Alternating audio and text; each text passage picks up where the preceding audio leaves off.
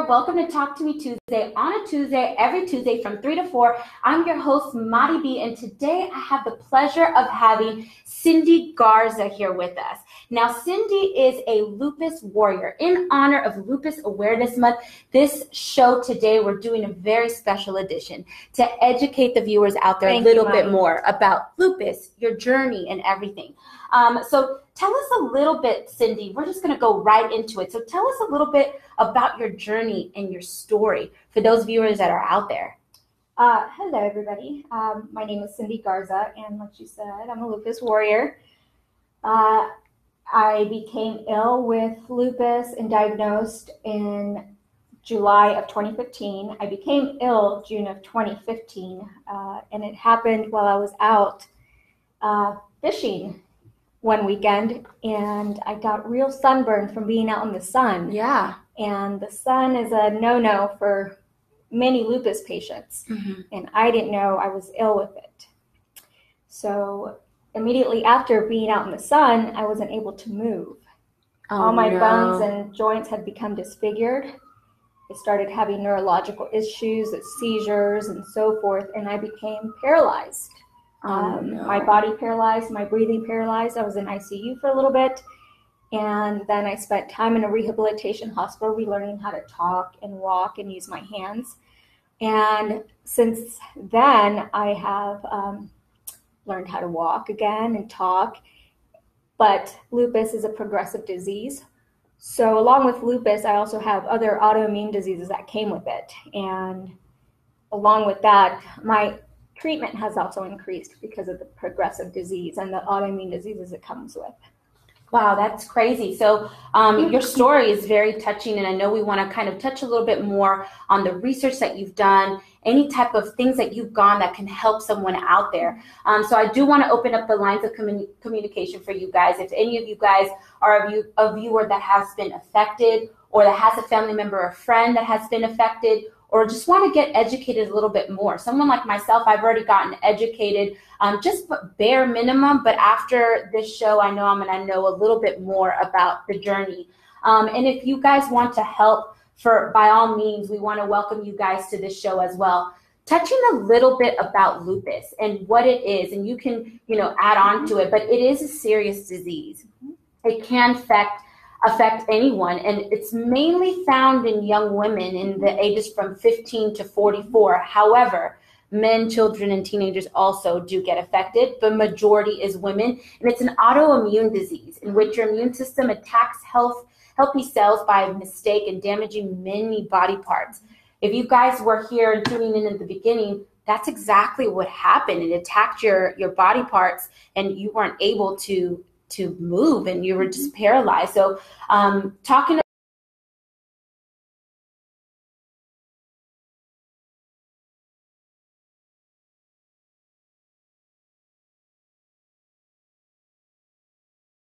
that my case is a little different than most people's cases. A lot of people, when they become ill with lupus, they have signs and symptoms of it, but lupus is one of those diseases that mimics a lot of other diseases. Like, you might have kidney failure and not know it's caused by lupus. You might have a stroke or a heart attack and not know that it's caused by lupus. It takes a matter of having a number of symptoms in order to be diagnosed with it, along with lab work. And therefore, it takes a long time for some people to be diagnosed with it. And some people become frustrated and with the system of things. The average is that people see up to 6 doctors before they're heard and tested. So that is one of the reasons I would love to bring awareness, and I'm glad you guys are here to support my cause. So that way, if there are any listeners that know someone with lupus, have a loved one or a friend that has symptoms of it, I'd like to take this opportunity for the show to be a platform for me to let people know how to go about getting testing for it, and what to say and what signs to look for. Yes, absolutely. And you bring up a good point. So whenever you were fishing that one day and you did get sunburned and then you weren't able to move after that, did they try to diagnose you or test you for other things before even lupus? Yes, even before lupus was tested for, what I was tested for was arthritis, because, as I said, I couldn't move and all my bones and joints were disfigured. Right. But my rheumatoid levels were through the roof. And to also educate the public, arthritis is also an autoimmune disease that does come along with a lot of people that have lupus. But it was very rare and extreme to have such an extreme level of rheumatoid factor and not have been diagnosed with it, because it's a slowly progressive disease. I see. So I was sent to a rheumatologist, and by the time I made it to the rheumatologist, my hair was falling out, I had skin rashes, I was having seizures, I couldn't hold anything in, vomiting, just a lot of symptoms that mimic lupus.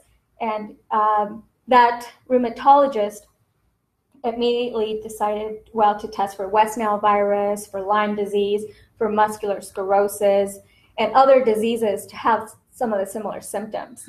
I actually got diagnosed early on only because of the severity. And it was because I declined so fast that I was immediately put into the hospital for a long time. Right. But my situation is different. Not many people get fortunate enough to be diagnosed with it early on, and they suffer quite a bit before they get an answer. Right. And you were saying a little bit about how it hit you, and it hit you hard. So you don't even know how long you've potentially had it prior to, just because you weren't really either educated, or if you go to the doctor, they are not really looking for this either, right? Oh, that's absolutely correct. I think I've always had it. I've always had the butterfly rash. I've always had a little illness when I've been out in the sun. I've always had kidney issues and rashes. I always had symptoms, but it was never put into context by any physician that said, oh, you have this, this, and this, and this. Maybe you have something else. When I go to the doctor, doctors dismiss it as, oh, come on, you're just being a hypochondriac. And that is very common for most patients to get, is that kind of response. Because when someone comes and complains with so many ailments, the first thought is, come on, no one can have that many ailments. Right. Unless you're just, pretending or trying to get some attention. But yeah, it's a lot of symptoms that are involved with lupus. And that's kind of heartbreaking, because we do trust our doctors to know a little bit more of that. And just to know if there's multiple symptoms, doing multiple tests to kind of just cross-reference what it is or what it's not. So that's crazy that, they weren't able to see that prior to. You've been having symptoms, but didn't really know that that's what it could have been. So let's talk a little bit about the symptoms. So you did mention a few. Some symptoms, based on the research that we found, is just pain, extreme fatigue, hair loss, cognitive issues, physical impairments, which is pretty much all that you've already nailed that you experienced on that June 2015. Others suffer from cardiovascular disease, strokes, disfiguring rashes, painful joints. That's just a few. Yes, those are just the most common that most lupus patients have, because lupus does attack all body systems. The amount of symptoms, range depending on which body part is being affected. And since there are different types of lupus, there is one type of lupus that it does affect every single body type. And that is the one I have, and which is why I also have so many other autoimmune diseases, syndromes, and symptoms, because it has attacked that many parts of my body. And I know we did mention this earlier, it's an chronic autoimmune disease. So do you really experience to where whenever someone just like myself just gets a normal cold, it's just detrimental for you because it's your body can't fight it as quickly? Or what are the procedures that you have to go to if you get just a normal cold? Well, I want to backtrack a little on the word itself that you said, that it's a chronic disease. It's not only a chronic disease, it's an invisible chronic disease. And chronic means forever, every day. And because it's an invisible disease, that's another reason why someone with lupus might not get taken serious, because on the outside, it might not reflect the illness because everything that's happening is internal. So one of the things that, I'm sorry, I have to backtrack. So we were talking, it's okay, no worries. We were talking a little bit about the chronic autoimmune. Whenever you just get a normal cold, yes. What do you experience? Just a normal cold because your immune system can't just fight it as naturally. Okay, so on top of it being chronic and daily, I must tell you that for most lupus patients, the feeling that we have daily is we feel sick every single day. We don't have a break. It does vary in severity. So someone can have a mild case of it and someone might have an extreme case of it, or even within the same person. The symptoms may vary from moment to moment, as where I might feel decent enough to go out one moment. The next moment I might be taken by a paramedic and be in the hospital for 2 weeks. So it varies from moment to moment. So as far as treatment goes, that also varies quite a bit. This is a very understudied disease. Mm-hmm. So that might add why some doctors don't know very much about it. Yeah. There's not a lot of research. And because there isn't a lot of research or funding, there also hasn't been drugs made for lupus. The closest that we've gotten to progress on lupus has been a bio drug called Benlysta. But other than that, lupus patients receive we receive steroids, chemo, and chemo could be pill form, can be injection form, can be IV form. For me, I use all three forms. Immunosuppressants to try to suppress our immune system from attacking ourselves. And as for me, the next step, because in spite of all that, the disease is still progressing, my next and final opportunity to try to receive at least a form of remission or for the disease to calm itself down is to try stem cell treatment or stem cell therapy or stem cell transplantation. It's called all these three forms, right? Because there's different parts to it. So we're going to go a little bit more deeper into the stem cell. I know in a little bit. I'm so moved by your story, so I keep going. So I haven't given you guys the opportunity to ask your questions. So I do have a question that has come up. So this one is Patricia, and she's saying, has lupus stopped you from your regular day-to-day activities? Oh, absolutely. 80% of lupus patients get this extreme form of fatigue. For me, I was diagnosed with chronic fatigue syndrome, which is very common for people with lupus. And it's not just a sense of tiredness. It comes with such an extreme fatigue that something as simple as trying to lift your body up from bed or lift your arms or take yourself to a shower is a monumental task. And some people with lupus have to force themselves to really get up and get going and get moving. And depending on the severity of it, yes, I have lost the ability to run marathons like I used to.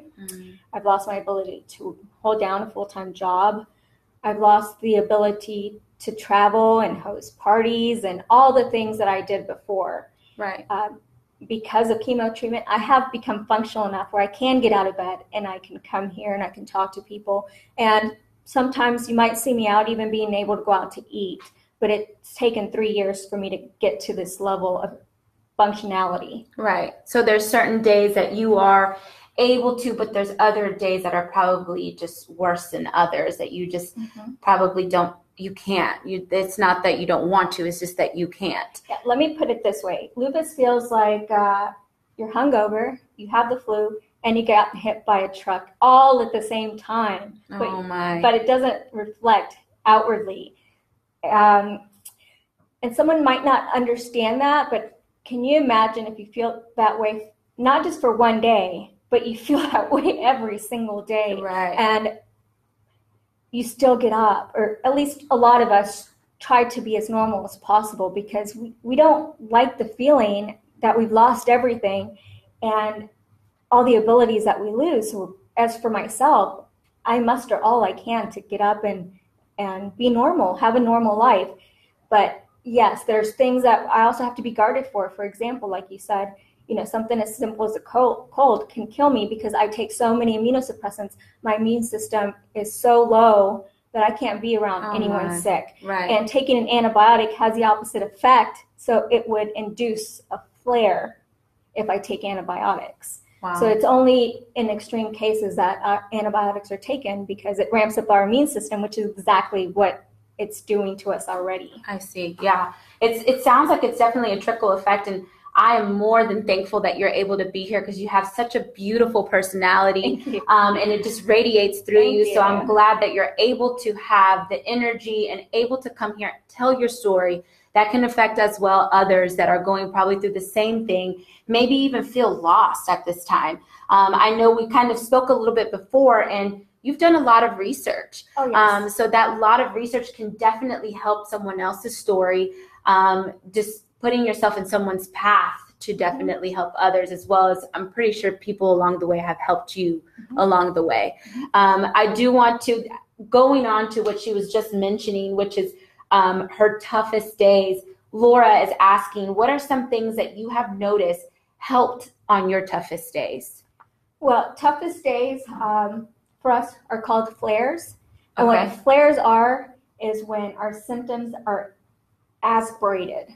The body pain is so extreme. To another level. Right. The fever that comes with it, the nausea, the GI issues, the migraines.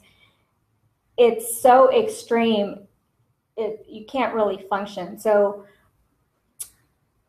we try to have less of those by making lifestyle changes. For example, people with lupus are not supposed to have garlic because garlic actually helps ramp up your immune system. And Shania, certain sprouts, eating gluten-free, eating GMO-free, trying to stay away from chemicals that wreak havoc on our bodies. A lot of lupus patients have become vegan, or they do the autoimmune paleo diet or the keto diet. And it has shown to at least improve. It doesn't cure anything. It doesn't take the disease away, but it helps kind of keep inflammation down. And as for myself, I try to eat things that help with inflammation, like pineapple and tart cherries, turmeric, and things. I try to be stress-free as possible because that causes a flare. Yeah. The sun causes a flare. Certain medications cause flares. The weather changing causes flares. So I take protective measures to help myself. Wow.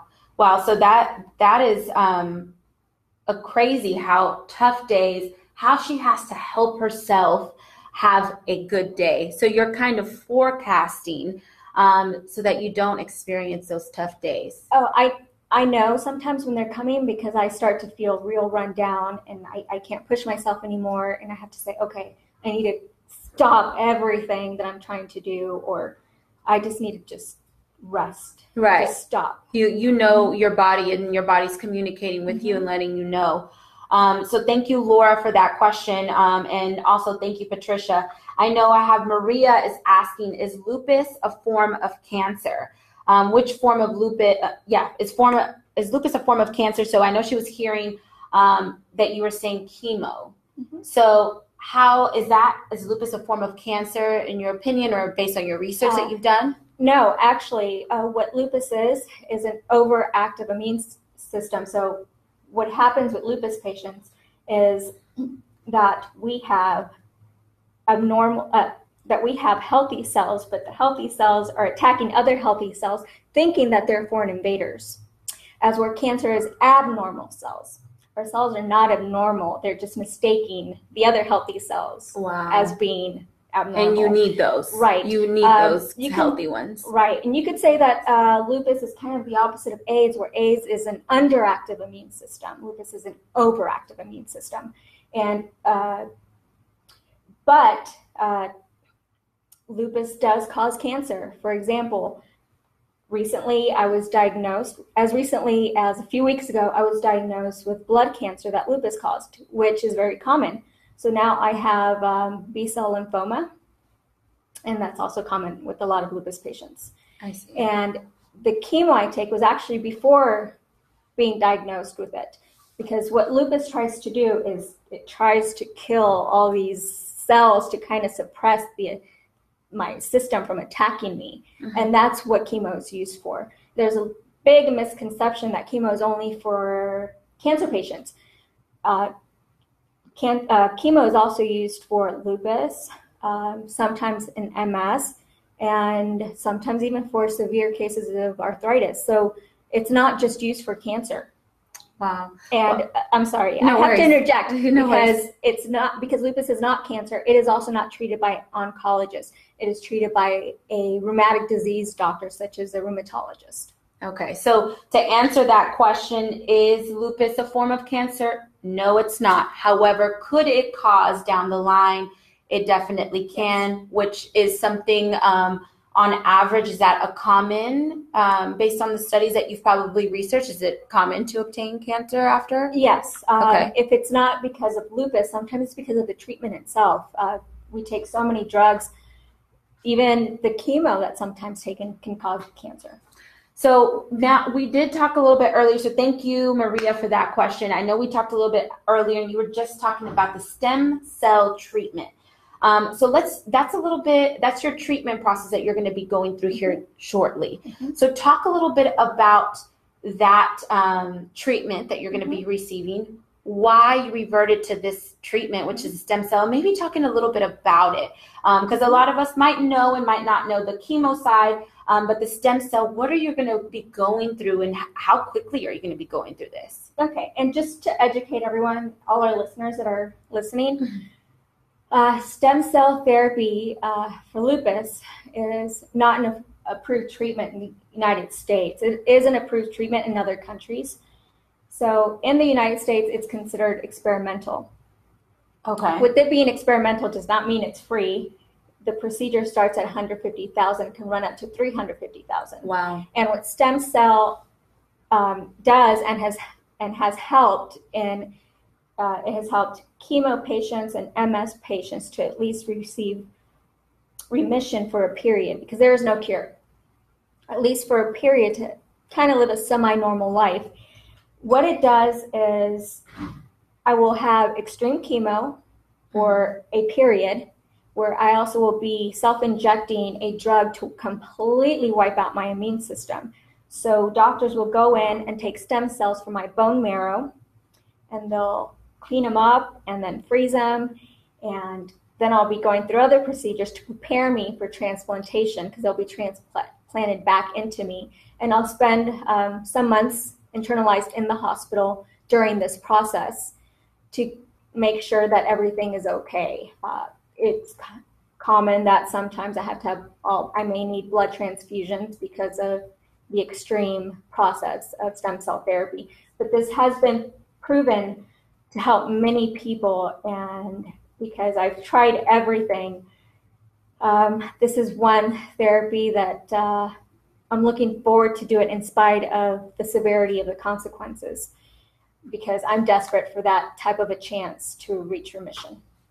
So I know that sounds like a very lengthy process. Oh, mm-hmm. Did they tell you how long the process is going to be, or kind of already prep you? Mm-hmm. I know it's going to probably be different just because your body might react a little bit different. Mm-hmm. So it might take longer, it might take a little bit shorter. So did they tell you and prep you? Yes, I have the hospital gave me quite a bit of information, which I'm glad that they did. The information that they shared with me is detailing every step of the procedure. And my care after the transplantation will require me to stay at least a month in the hospital. Okay. But I don't have a discharge date because I don't know how I'm going to react, and I could be in longer. Okay. And how quickly are you going to endure this process and this treatment? Are you doing this in the next month, or? I start the 28th.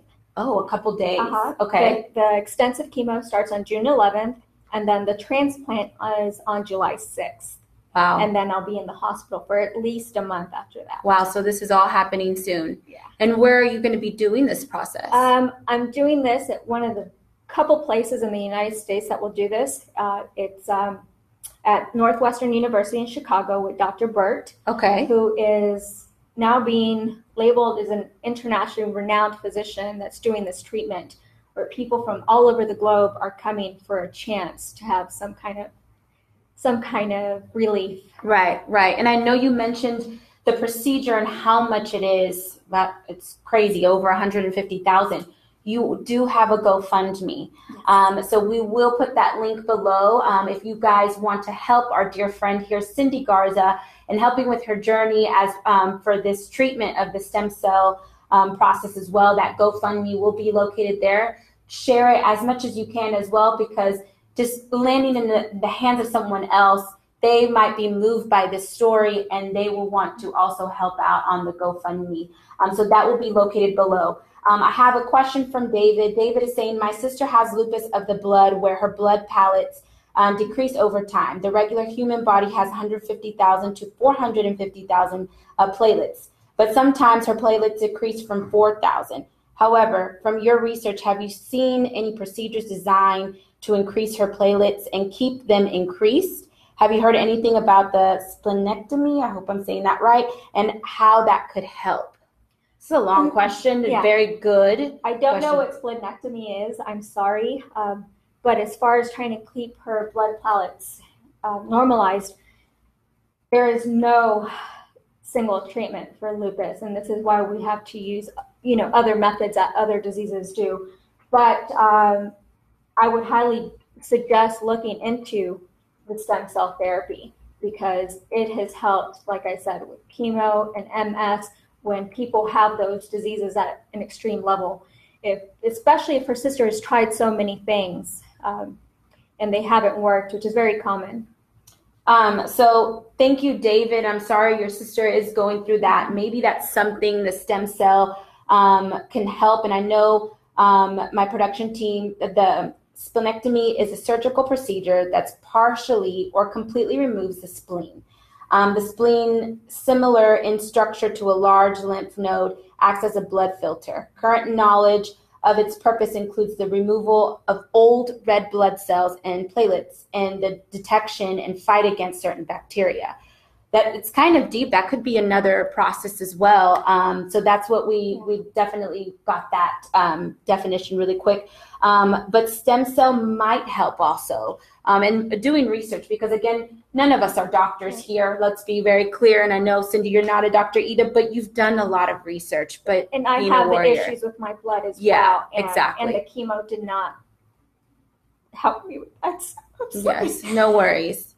So no worries. So that's why I highly suggested it is not a very affordable treatment, but there are options.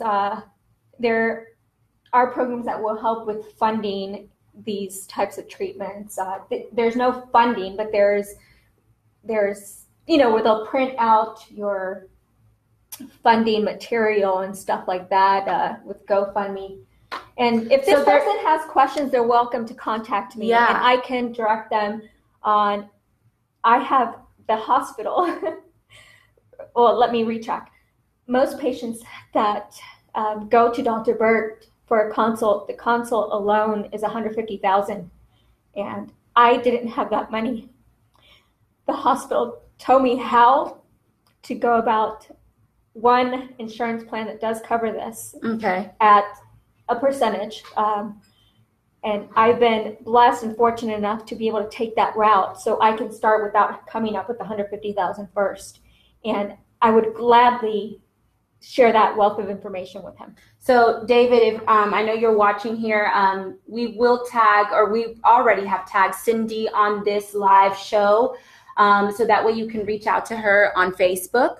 And that way you can get some of that information so that she can help as well with either that insurance, that doctor, that research. Go through her Facebook as well and go see her journey. Go see her journey before and even the now. She does show your journey on there. And I know I looked at it as well. Some people want to share their journey just to be able to be a voice for others. So definitely go on that page. You can send her a direct message. You can also send us a direct message, a private message, and we will make sure that we get you the contact information of Cindy Garza so that way she can help. You guys are all warriors. I want to repeat, it's something that you have to be strong and just have to look every day as a new day. So thank you so much, David, for that as well. I have another question. This one's from Sherry. She was listening to you say the treatment in Chicago. So I would like to know why are you doing the treatment in Chicago and not MD Anderson? I know she mentioned a little bit earlier that is specialized. So talk a little bit more why the Chicago area.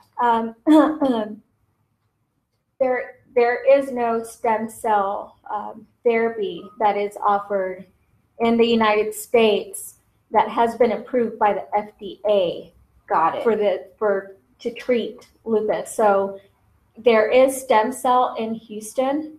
None are approved, and none have shown good results. Like if you look up some of these places, you'll actually find the reviews on them. The treatment in Chicago is one of the couple in the United States that has proven. It's being announced all over the world. It is approved. It hasn't been approved by the FDA as a form of treatment, but there has been progress shown, and this is one of the very couple that is used to treat lupus patients. So definitely you've done your research a little bit more of, you do live here. For those viewers that are here, she lives in Houston, Texas. So we do have MD Anderson here, and they might just barely be getting their feet wet in this. And that's probably could be why the reviews might be different than in Chicago. They've probably been doing this for probably years, unless you know how many years. Yes, actually, Dr. Burt started doing the stem cell treatment for lupus and MS outside of cancer 10 years ago. So as far as the treatment in Houston is known as a place to come to if you have cancer. It's not known for rheumatology, right, and rheumatic diseases and autoimmune diseases. So in different parts of the country, in other countries, there's more advanced treatment for lupus, and there's more research than we have here in the United States for it, with an exception of Chicago, right, and a couple other places in the U.S. So that's good, viable information as well. And I know David commented earlier about his sister having lupus. He said, I really appreciate that. That would be a blessing to reach out to you, and I will be praying for you. So thank you. Thank you so much. I will keep your sister in my prayers as well. Yes, we definitely all will. So thank you so much, David. And then going back to, I know you were saying a little bit of stats of Americans and worldwide. We also did a little bit of research on it. So the Lupus Foundation of America is a good source. I know you used it as well, and you can talk a little bit more about that. So we will put the Lupus Foundation of America here below. I know they did pinpoint 1.5 million Americans have lupus, and 5 million worldwide. Those are crazy numbers. To really have a little bit more education, I think is so important. It's so moving. So again, I want to repeat, that's going to be located below the Lupus Foundation of America. Let's talk a little bit, Cindy, about how that page foundation helped you in this journey. Okay, well, there is a local foundation in Houston. It's called the Lupus Foundation of America. The local one is called the Gulf Coast. Okay. The Gulf Coast chapter. So it serves Houston and all the way going towards Galveston. So it services all the area. And the Lupus Foundation helped me in the sense that when I was first ill, and even after diagnosis, and I was having different things and different body parts being ravished, I couldn't find doctors that knew about lupus or how to treat it or diagnose the different things that were going on with me. So I called them and asked them if they knew doctors that did. And on their website, they have an actual patient portal that people can log in and find these physicians that do know about lupus and how to treat it. And wow. Therefore, if you or a loved one has symptoms and you don't know where to turn to, this is a great resource. So you can go specifically to those doctors that do know about lupus. So maybe they can order the tests necessary for diagnosis. And I know we were talking a little bit earlier, like even a dermatologist, they have on there a dermatologist that you can go in Houston. If it's a different city or state, I'm sure they have different areas or demographics that is able to help. So just in case it is something else, they're also able to see if it is lupus. So that's awesome resources for you guys as well. And if you guys want a little bit more research, the Lupus Foundation of America, if you're in Houston, it's the Gulf Coast chapter. Okay. Chapter.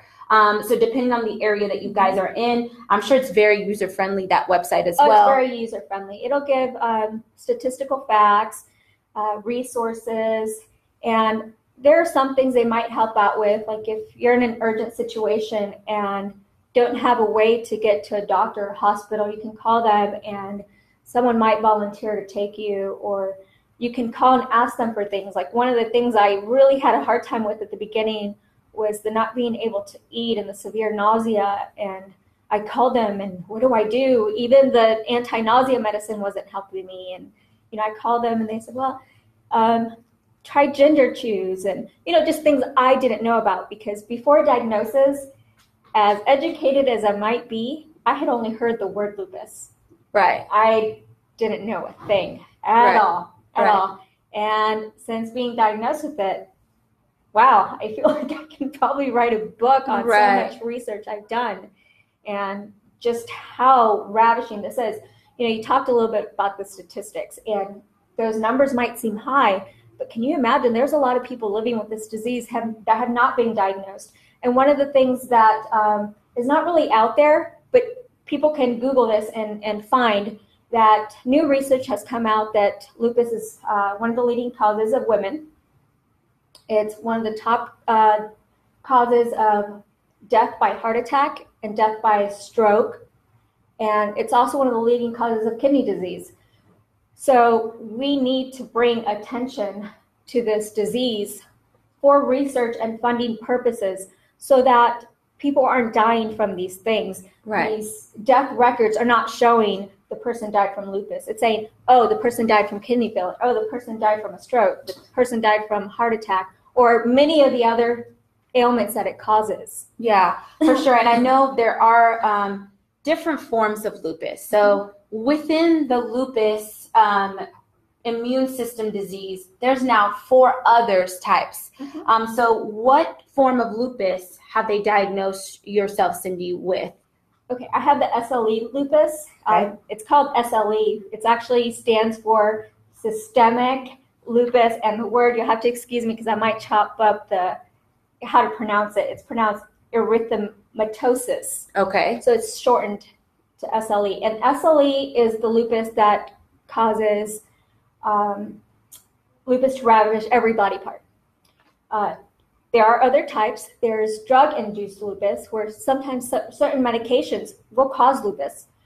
There's the neonatal, which is a baby's born with it. Don't know why, but they're just born with it. And then there's discoid lupus, which is lupus that attacks the skin. And I'll have to give you an example that maybe a lot of people don't know. Is, for example, the singer Seal. He has the skin lupus, the discoid lupus, which is why his face is scarred. I see. Which is also the type of lupus Michael Jackson had. So people don't know that, the reason he covered himself in gloves and always had an umbrella, one, he was always protecting his skin from the sun. Right. And his skin started discoloring. And the whole bleaching thing was part of trying to even out his skin tone. Wow. So there's even all types of people are suffering by this, and even people that we don't know that are our idols. Someone like Michael Jackson. I mean, that is crazy, and I had no idea about that. So it's just crazy doing research, how far research can really go, and the type of information we can find out and really also help others. I mean, that would have been a great person and platform, Michael Jackson to even educate others. And maybe he didn't really know of the certain platform. We don't really know as of that. But, if you guys have research, have a family member or friend that's been affected, or you've been, use your platforms to speak about it, educate others, because you never know how many lives you can affect. So I do want to let you guys know, below us is the GoFundMe of Cindy. Make sure you guys click on that. A little bit goes a long way. If you click on the GoFundMe account, I also kind of detail a little bit about the stem cell treatment. Okay. So if you have at least curiosity about it, that's a way to be able to get a little bit more information on it. Right. And I have stuff on my Facebook posted, and my Facebook is public for anyone that wants to come look at it and get some of these articles that touch on lupus or facts or treatment. So how you guys can find Cindy Garza, she is attached on this show. She will also post it on her channel, as well as on D. Miller and Associates. So if you guys know of anyone, please share it. The more you share it, the more we can affect more lives, and really just raise awareness. Raise awareness for education, raise awareness for treatment, and for funding. All those three things are so important in this situation, this journey, and not just your journey, but there's multiple people. We just said a couple of stats, 1.5 million in America that are diagnosed. She said it herself. There's still a few that are not, or many that are not diagnosed too. So as many lives as we can touch, that is why we're pretty much here as well. So I do have a question from Monica. I know you were mentioning early lupus flare. Remember that? Mm-hmm. She said, what is a lupus flare? There's some viewers that either might be experiencing or just might not know. So talk a little bit of what a lupus flare is, and it probably could be different for everybody, right? Yeah, it's different for everyone, but for the most part, it is god awful. It's basically, we live every day feeling sick, mm-hmm. but then we have those moments of extreme sickness, like we can't stop vomiting, we can't eat, our hair is really falling out. People with the skin lupus, the rashes become extreme. It basically, during those flares, lupus is attacking the body on an extreme level, and the flares cause you to just stop, or you end up in the hospital. A flare can kill someone, and it's really just an exasperation of the ailments and the illness. Wow. So a lupus flare could be something as simple as one of those symptoms or all.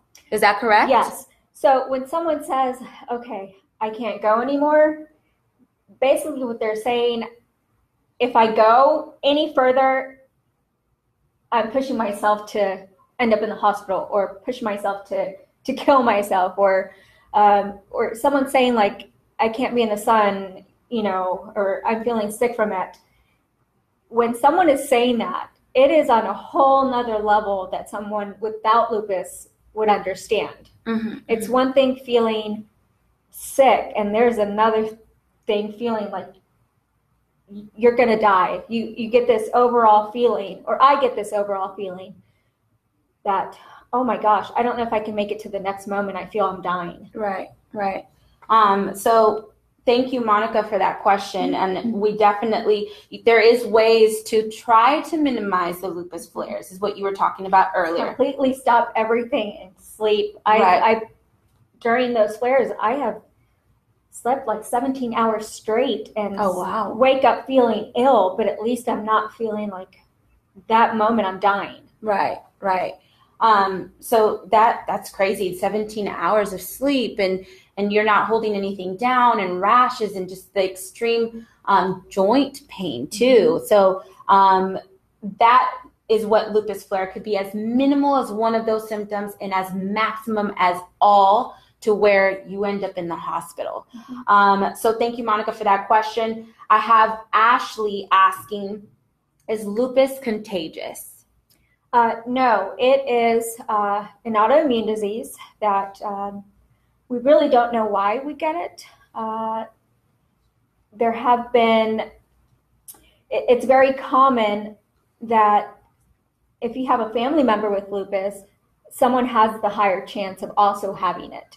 So there's some genetics that roll into play, but that hasn't even been determined because not every family member gets it. Right. Another thing is that researchers think might cause lupus is hormones, which is why researchers think that it's the majority of women who get it, especially during childbearing years. Right. I know that's one of the studies that I did see during the childbearing years is more common, but it's saying diagnosing young women ages 15 to 44. However, studies do show men, children, and teenagers too as well being affected. So don't just think if it's not within those parameters, like you're okay. Still, if you have any of those symptoms, please go get tested and whatever the testing may be to help out. So thank you so much, Ashley, for that question. Yeah, and to reassure Ashley, it's not contagious.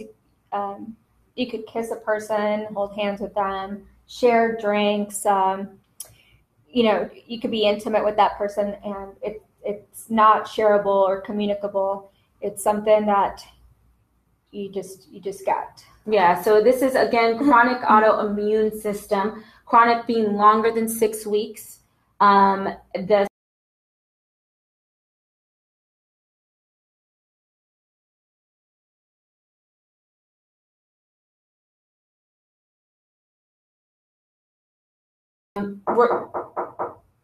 we have a knock, and I don't know who's Hello. That. It's Darren. So it's Attorney Darren Miller is here to visit us. So he's here on Talk to Me Tuesday. How are y'all doing?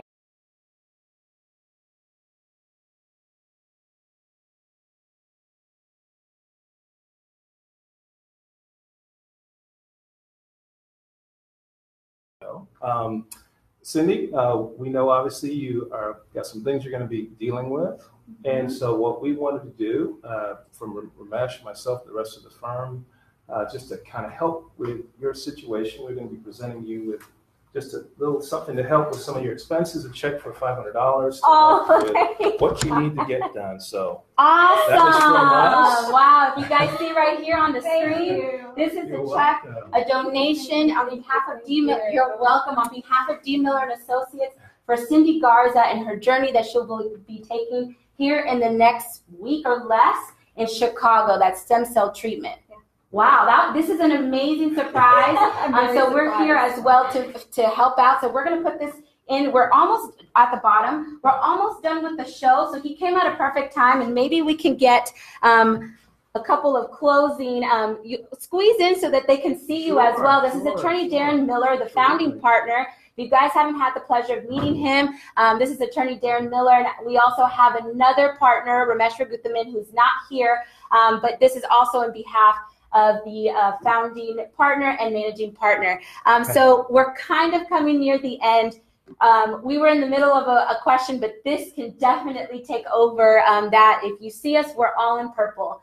This is in honor of Lupus Awareness Month. Purple is the color for lupus. It's more of, I believe, a royal purple, but we're all in purple. Any purple, we're all in purple. To support this month of lupus awareness. So I want to go ahead and turn it over to Cindy and also Mr. Miller. What are some ending comments, statements, or anything you want to leave our viewers with? Personally, I would like to suggest to everyone out there, if you know someone that has certain ailments, don't discredit them. It's, certain diseases are just not physically, outwardly visible, and they're internal and can wreak havoc. Right. Definitely use her story, her platform, her Facebook as well is linked below. So make sure that you guys go on there, befriend her, follow her journey, and she is an open book. She was able to let you know a little bit about her journey, her research. She's here to help and help with her story. So Mr. Miller, do you have any closing statements or anything for our viewers? You just came in, but you've been watching such a moving show today. Absolutely. Obviously, when we talked about doing this, obviously Cindy wanted to help to educate everyone as to what was going on, what this was all about, what people are going through, what they're experiencing. And we want everyone to keep educating yourself, get involved. especially if you can help Cindy or anyone else who needs assistance. Please see what you can do. Help out where you can. I believe we have a GoFundMe account that we've been talking about. So if you can help, anything you can do to assist in this process, we would love to have your support. Yes, we appreciate it. Definitely. Just like Mr. Miller said, that GoFundMe is linked below. So make sure that you click it. A little bit goes a long way.